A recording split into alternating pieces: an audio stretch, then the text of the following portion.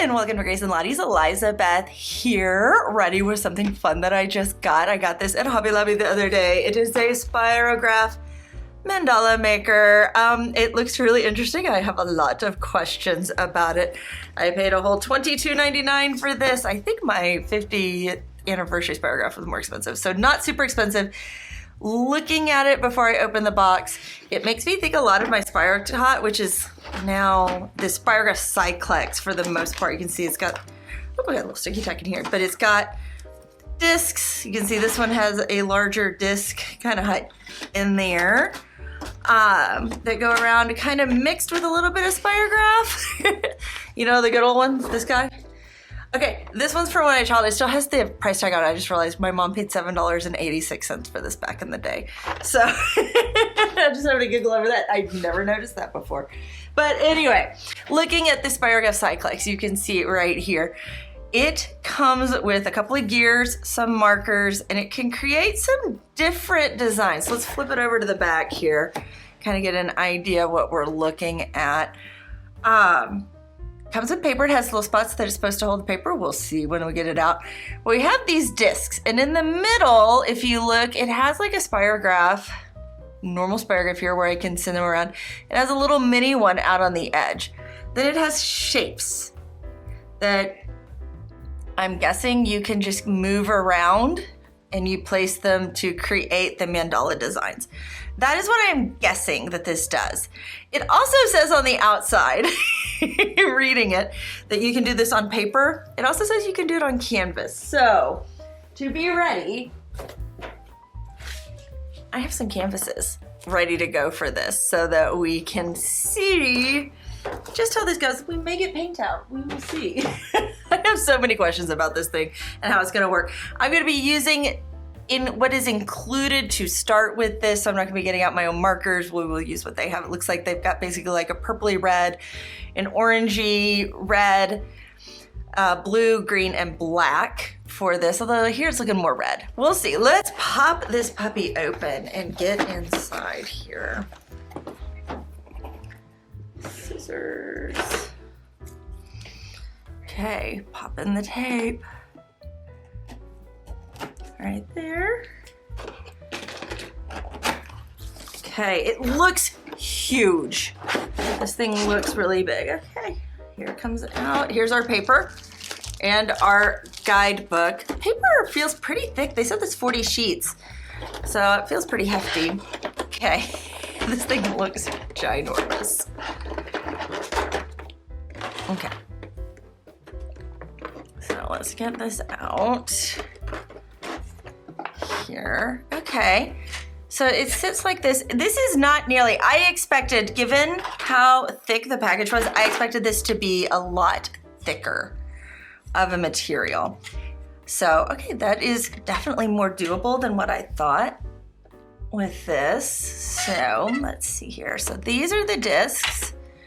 They sit like this, which I like that because that has them kind of set. So this one has a larger and a smaller disc. This disc has larger in the middle, smaller out. So it's like, those are the two mediums. Like, then I have a lot of different shapes. Now, if you have this base set, I could mix and match all I wanted. So these don't go around like my Spirotot or the Spirograph Cyclex does. These are stationary to create those designs on the outside, which I think could be interesting. These are, oh, I'm noticing these are numbered here, so that should help with knowing your placement, like start this at 1 or whatever. These are also numbered. So 1, 1. So yeah, I guess you could, yeah, 1, 1 like that, have it placed. So you've got, it said came with 6 gears. They're all here. We've got the 30, 52, 80, 60. So we've got some smaller ones. I thought if I wanted to, I could get out my 50th anniversary because it has a lot of the gears based in it. So you can see 30, 52, 80, 60, 45, 40.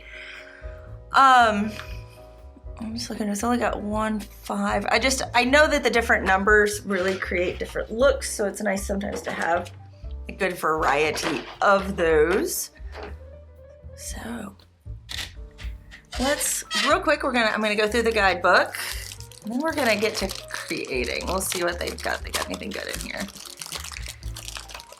It's also good to have one so that do the guidebook, because it's a test which they're for their designs. Okay, Spirograph Mandala Maker. Oh, it's a pullout, it's not a book. Okay, it has multiple books. Oh, it's got a French and English. Does it have a Spanish too? Nope. So the book is half as long as I thought.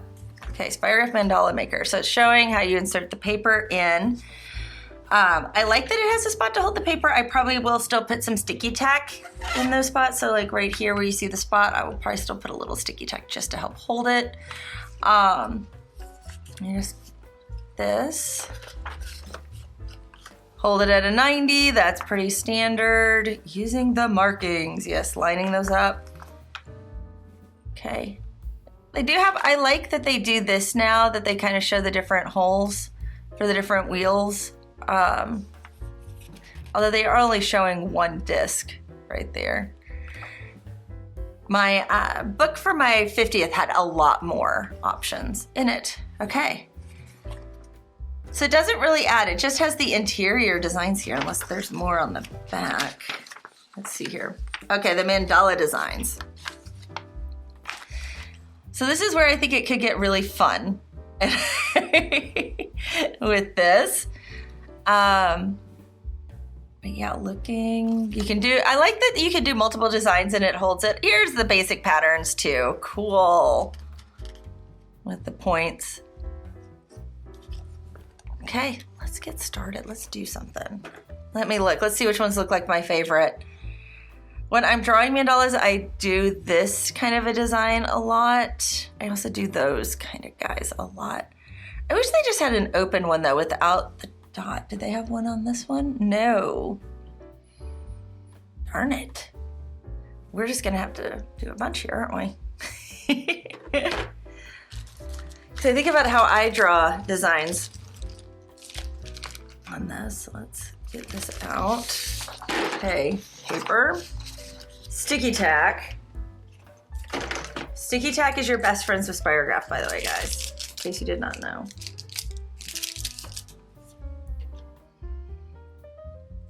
Okay, we'll actually set it with the design at the bottom here.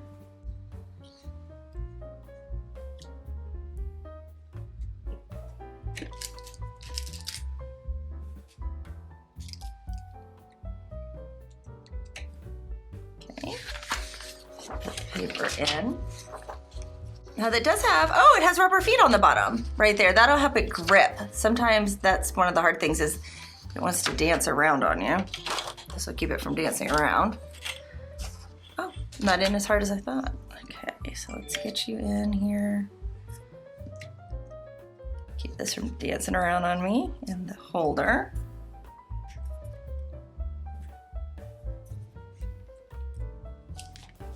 Okay.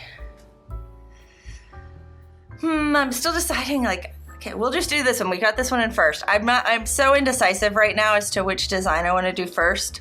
So we will start with the one up at the top right here. We will go with, because I'm going with the small one, the 80, not going to be exciting in there. Look, see, it's going to make a pretty crummy design. Let's go with probably the 45 is a little small. Let's see if the 52 makes it to the middle. Nope. Okay, we have to go to the 60. I like when mine can reach the middle. And there we go. I think those make interesting designs. Okay, my favorite color is blue, so we're going in with blue first. These markers have worked pretty well in the past, so I'm... Oh, it helps to actually have your gear. Okay. I messed that one up already, but we'll just keep going. This is a test anyway.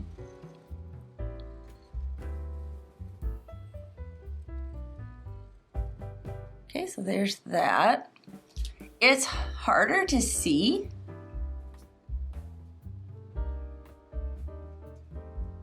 Ooh, we'll go 2 over We'll do the purple next. These will give us all of our colors. We'll just get to see all the colors here. Okay, this isn't as reddish as I thought. This is like a true purple.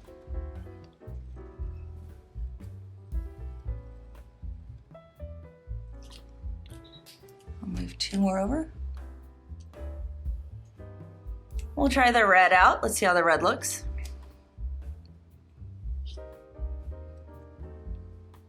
The red is really bold.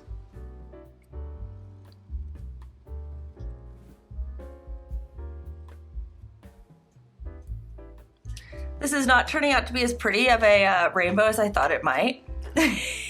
Next is green.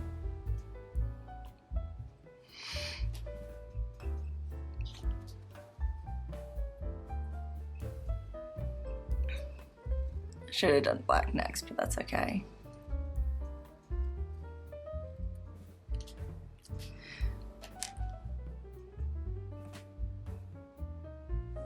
Actually, I think we need to do red. We'll go back, maybe? Backwards. And then purple. We'll leave the black out on this one. Oh, these are not my favorite colors right now coming through together. 1, 2, yeah, and that'll have it finished up here.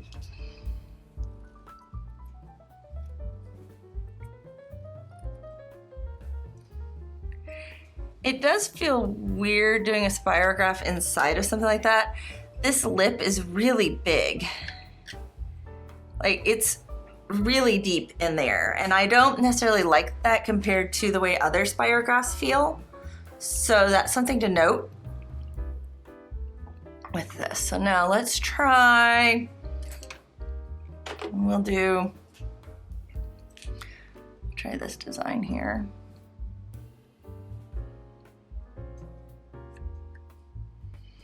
Then we'll move it 1.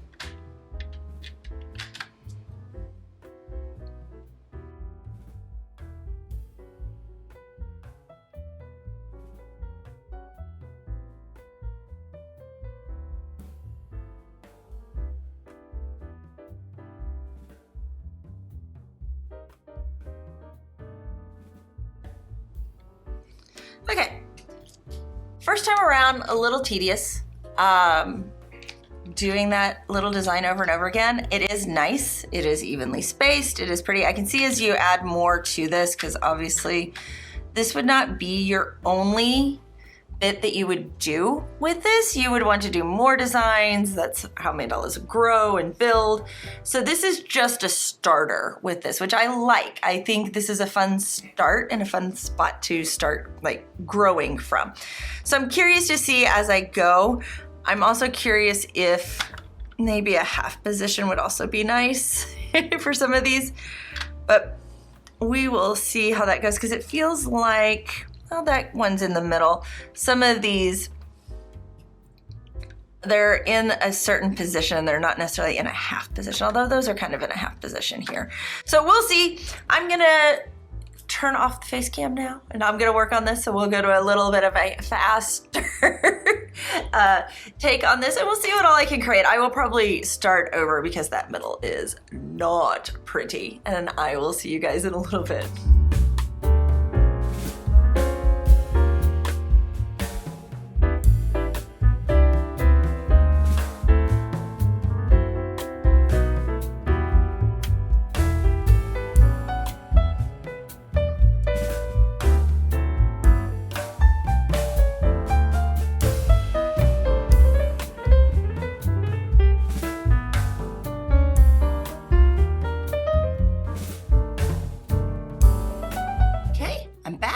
A new day. Got to work with this quite a bit. I did end up switching out of these markers and going to pigment liners just so I could have different line widths. So I got to experiment and have some fun with those. I did do one with theirs right here. You can see it. It is, had a little bit of fun trying to do it in like their way that they did it on the packaging. I used the same disc on the inside and outside, tried out a little bit of fun with it, but This is the first one I did right here. I tried again here where I used the larger one because I'm noticing there's a lot of space here between where the ring stops and where the designs start. And if you look, there's not really any way around that on this, so that's just part of it. So if I do the larger ring, do that, and then start filling in, I think it works a little bit better than the smaller ring. The selection of discs in this set, I'm feeling are a little bit lacking because it only comes with 6 discs. I'm gonna play around using my other set and kind of see how that works with this, because I think like it could be more interesting using some other little discs as well. But after playing around with it, I was able to create this guy, which I'm impressed with this one. I think this one turned out pretty well. We'll zoom in a little bit so you guys can see it, let it fill the screen. I'm happy with this for the most part. There's still trial and error with some of these openings, like figuring out, okay, which ones work well together, which ones don't. You can kind of see I built on this one to then come over to this one, then added some little details in it, then tried to take out some of the details using a white gel pen. Did not work like I wanted. I am going to create an actual coloring sheet, so that will be linked in the description below. I'll probably put a card up, so let's see if there's a card. It's, I think, this corner right here. Like, you'll see it right here, if I've got it right. If I don't, it's over here. It's always fun to try to remember where those go. But all in all, I do recommend this, and I'm gonna play around with it a little bit more. There will be some future videos. So if this video gets 100 likes, I will do the canvases. I've got them right here. They're just waiting to come out. I didn't want to get into them in this one because I realized that the texture on these boards with my pigment pens would just destroy them. So I've got to think through exactly how I want to work with those together. Because like, yeah, this obviously is canvas. It has a lot of bits. After playing around too, I did realize that this 8" is the one that will work the best. You can see it's this size right here for it, and a board over an actual wrapped canvas, just because of trying to get this to sit. Plus, when you're drawing on something like this, the board will stay flat, whereas a canvas has a little bit of give and flex, and I think that that might be a little maddening trying to use this with that flex. So I have some ideas, so I'll be working on it. Plus, I'm gonna be doing a part 2 of this video where I explore working with color on these with my other markers and kind of see where that goes with it. But I didn't want this video to be too long. So do I recommend this? Yes, it is fun. I have created quite a few pieces. I'm still exploring with it. There's a lot more still left to do. If I was a child, I might find it a little overwhelming trying to use some of the pieces, and some of the pieces I haven't figured out why they're even there. Like, they've got some that are offset. I'll show you the one. This circle right here on this one, you can see, let me see, oh, right there. See how this is in a line right there? This one's off center, and that makes it not work well. I wish this had been centered right here on this disc. It is sitting just off.